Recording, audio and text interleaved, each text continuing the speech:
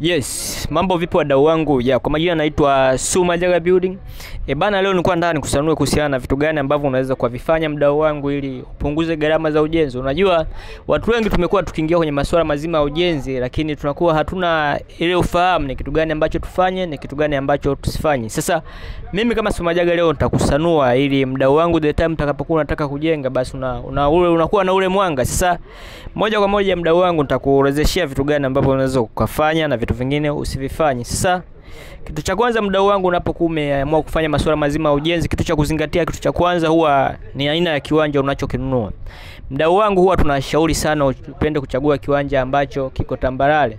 Kiwanja ambacho kiko tambarare huwa kuna kusaidia huwa kinasababisha kuepusha zile gharama za kukilevo. Sasa mtu alionunua kiwanja ambacho kipo kwenye mwinuko lazima ataingia cost za kukisawazisha. Sasa ile cost ambayo ni ya kusawazisha kile kiwanja ni cost ambayo wewe mdau wangu ungeweza kufanyia hata mambo mengine. Sasa mdau wangu, hapa huwa tunapenda kukushauri ujitahidi kuchagua kiwanja ambacho kiko tambarare. Kitu kingine bana, jitahidi kuangalia kiwanja ambacho kinafikika. Hapa namaanisha kwamba ujitahidi kuchagua kiwanja ambacho material utakapokuwa umeyanunua basi atafika moja kwa moja mpaka site. Sasa ukinunua kiwanja ambacho material hayatofika site, basi utaingia cost wewe ya kutoa material pale yalipofikishwa mpaka kwenye site yako. Sasa mdau wangu, ni vyema ukachagua kiwanja ambacho material atafika moja kwa moja mpaka site.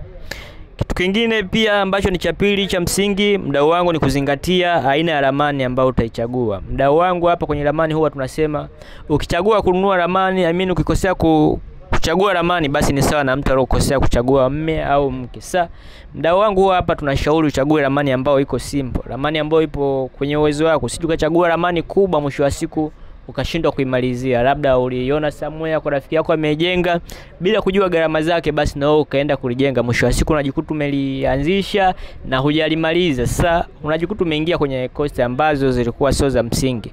Lengo la kujenga ni kumaliza. Sasa mdau wangu, jitahidi uchague ramani ambayo ukianzisha utaimaliza. Kitu kingine cha kuzingatia mdau wangu ambacho ni cha tatu, jitahidi kufanya utafiti wa kutosha. Hapa nazungumzia jaribu kufanya research za bei mbalimbali za material. Jaribu kuzungukia kwenye hardware mbalimbali, ufanye research mbalimbali, kwa mfano bei za material, bei za tofali. Ili the time wewe utakapokuwa unanunua unakuwa unajua kabisa market price ya vitu mbalimbali vya ujenzi. Kitu kingine ambacho ni cha nne pia ambacho ni cha msingi, jitahidi mdau wangu kutumia vifaa mbadala. Hapa vifaa mbadala namaanisha kwamba, kwa mfano naweza nikatolea mfano, labda unakuta kuna mbao za kununua, kuna mbao za kukodi. Sasa mdau wangu, huwa tunashauri sana utumie mbao za kukodi. Yani kama unakuwa huna ule ujenzi endelevu, unajikuta sasa mdau wangu unashauriwa kuchukua vitu ambavyo ni vya muda. Sasa unajikuta labda kwa mfano let's say labda mbao za kukodi zinauzwa shilingi 200,000 mpaka time utakapokuwa umemaliza, lakini mbao za kununua unajikuta labda zinauzwa 500,000. Sasa hapa it is better ukaingia kwenye vitu vya kukodi, ambao utakapochukua mbao za kukodi utajikuta ile 300,000 ambayo utaisave basi ungeweza kuifanyia mambo mengine. Kitu kingine ambacho mdau wangu na cha msingi unaweza ukakifanya ili kupunguza hizo gharama za ujenzi ni masimamizi mazuri ya ujenzi na manunuzi. Hapa kwa mfano naweza kukupa mfano, labda wewe unakuwa ni mtu wa kutuma moja kwa moja kila kitu, unatuma mbao, unatuma tofali, unatuma. Mwisho wa siku yule mtu naye mtumo unakuta yeye mwenyewe na shida zake. Mwisho wa siku anakuongezea labda let's say shilingi 100, shilingi 200. 200 ukizidisha kwenye idadi za tofali, labda ulinunua tofali 2000 kwenye ujenzi, unajikuta basi ushapigwa hela nyingi. Sasa hiyo hela nyingi ambayo ungepigwa, labda let's say nyumba ilikuwa ni ya shilingi milioni 10, unajikuta nyumba imefika mpaka milioni 15. Sasa mdau wangu, unajikuta unachukia ujenzi, unaona ujenzi ni gharama, kumbe wewe mwenyewe hukufuatilia. Sasa kwenye ujenzi mdau wangu, jitahidi ufuatilie kila kitu. Kitu kingine cha kuzingatia mdau wangu ili uweze kupunguza kosti za ujenzi huwa ni kuchagua msimu sahihi wa kujenga. Sasa kwenye mwaka huwa tuna misimu miwili, huwa tuna kiangazi, huwa tuna masika. Sasa mdau wangu, usiwe mtu wa kupenda kujenga kwenye masika. Sasa kwenye masika huwa kuna ile day ya kazi, unakuta labda kazi ambayo ingefanyika siku 3 inafanyika wiki. Sasa zile siku ambazo zinaongezeka basi automatically zitakuongezea na wewe cost, kuna ile cost ya nauli. Pia kipindi cha masika kuna kazi ambazo haziwezi kufanyika, labda kuchanganya zege, huwezi kuchanganya zege mvua ikiwa inanyesha. Sasa automatically utajikuta kazi ambayo au nyumba ambayo ungejenga ndani ya mwezi unaijenga ndani ya miezi 5. Moja kwa moja ile itakuongezea gharama za kujenga. Kitu kingine, chagua fundi ambaye ni sahihi. Wanasema ukikosea kuchagua fundi kwenye swala la kujenga ni sawa na mtu aliyokosea kuolewa au kuolewa.